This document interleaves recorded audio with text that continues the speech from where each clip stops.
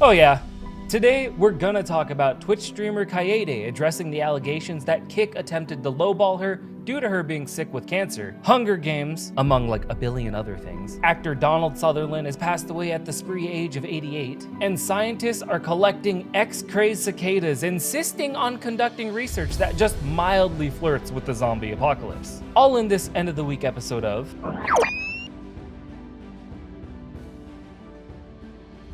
But before we start, as a quick honorable mention, streamer, cosplayer, and the most successful OF girl on the planet, Amouranth has revealed her new role as co-owner of the Houston-based esports team, Wildcard Gaming. John Griffin, the less important owner, expressed excitement about the partnership, emphasizing Amouranth's business acumen and potential immediate impact on the organization. Which, if you didn't know, this woman is a fucking monster when it comes to business. I watched the episode she did over on Caleb Hammer's channel, and the woman is verifiably pulling down $2 million a month.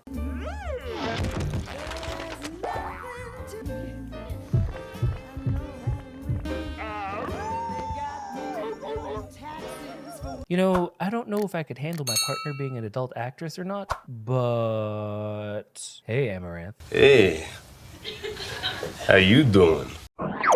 Twitch streamer Kyedae has addressed claims involving streaming platform Kick. Allegations surfaced that Kick offered her a lower deal due to her battle with cancer.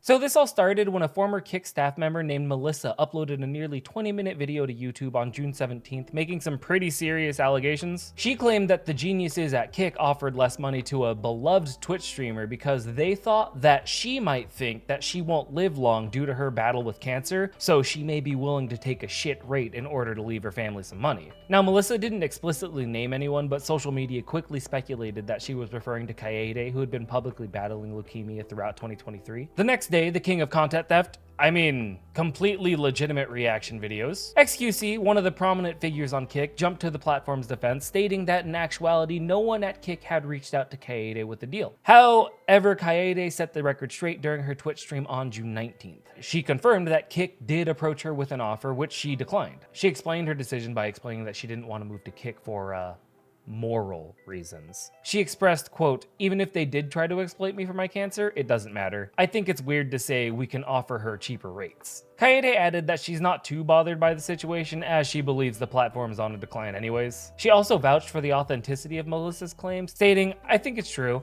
I don't see much point in her lying. I have heard so much worse about my illness that it really doesn't bother me." Which, what the fuck is wrong with people? The girl has cancer. What the, like, Pokimane also weighed in on the situation.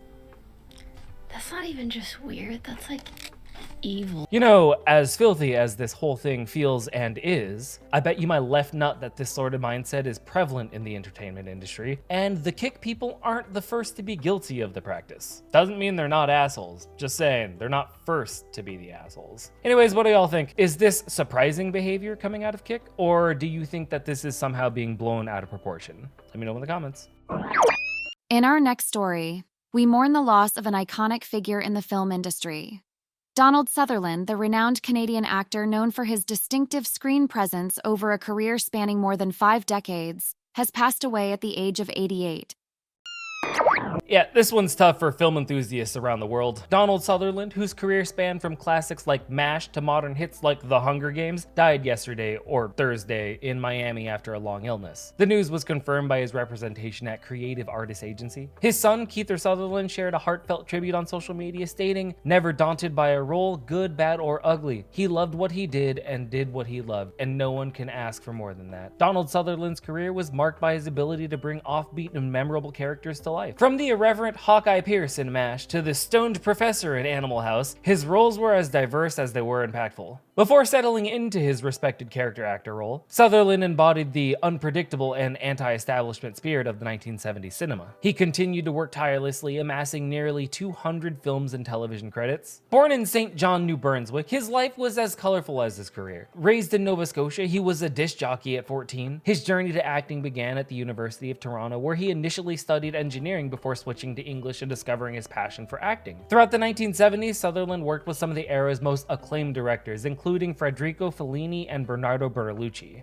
I don't know who either of those fucking people are. In later years, he continued to captivate audiences with roles in Ordinary People and the Hunger Games series, where he portrayed the menacing President Snow. Despite never receiving an Academy Award nomination, which is a crime all in itself, he was honored with an honorary Oscar back in 2017, recognizing his significant contributions to cinema. As we remember Donald Sutherland, we celebrate a career defined by versatility, dedication, and an unyielding love for acting. His legacy will undoubtedly continue to inspire actors and audiences alike. So in his honor, go watch something, most likely The Hunger Games, and remind yourself of the humongous talent we sadly just lost. In a rather bizarre turn of events, scientists have uncovered some unsettling information about periodical cicadas. It turns out these insects are not just creepy looking with their bulging red eyes and eerie mating sounds. Some of them are actually sex-crazed zombies on speed, thanks to a fungus called Massospora cicadina. Scientists, always working hard to ensure that one day we live in a world reminiscent of The Last of Us.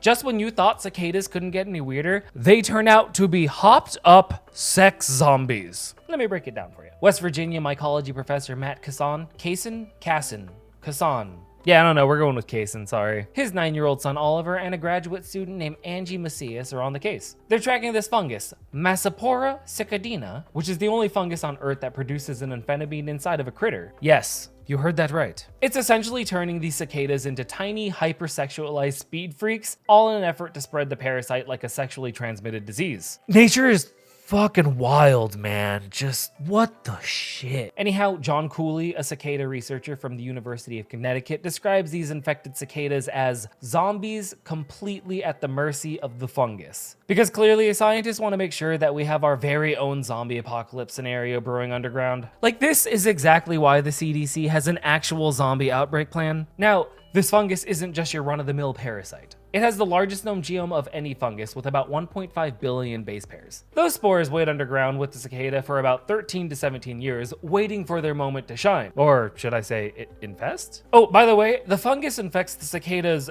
nether regions and replaces their genitalia with a flaky plug. If I have to picture it, you have to picture it, so. Interestingly, it's being debated how many cicadas are actually infected. Some estimations suggest maybe it's 1 in 1,000, but this could be skewed because the healthy ones tend to stay higher up in the trees, and they got a kid picking them, so he's down on the bottom. And whether the fungus infects the cicadas deep in the soil or during the emergence is still up for debate among scientists. But here's another fun fact for you. This fungus doesn't kill its host. Oh no, it needs them alive to spread the spores. Again, the infected cicada become hypersexual and try to mate with everything in sight, spreading the infection, much like your mother. Got him! The male cicadas even mimic females to lure other males into the fungal trap. Wait, does this mean that it's making the cicadas gay or trans? Oh my god, does this mean that means? I don't like them putting chemicals in the water that turn the friggin' frogs gay. Do you understand that? Turn the friggin' frogs gay. Serious crap. Shit, has he been right this whole time? Nah. Obviously, I'm kidding. Oh, last bit. Turns out Kaysen even tried to eat one of these infected cicadas for the sake of science. What the fuck is wrong with these people? Like, have they not watched The Walking Dead? Anyways, he described it as bitter and immediately rinsed out his mouth, likening it to something poisonous. At least he didn't swallow it. And on that bit of... What?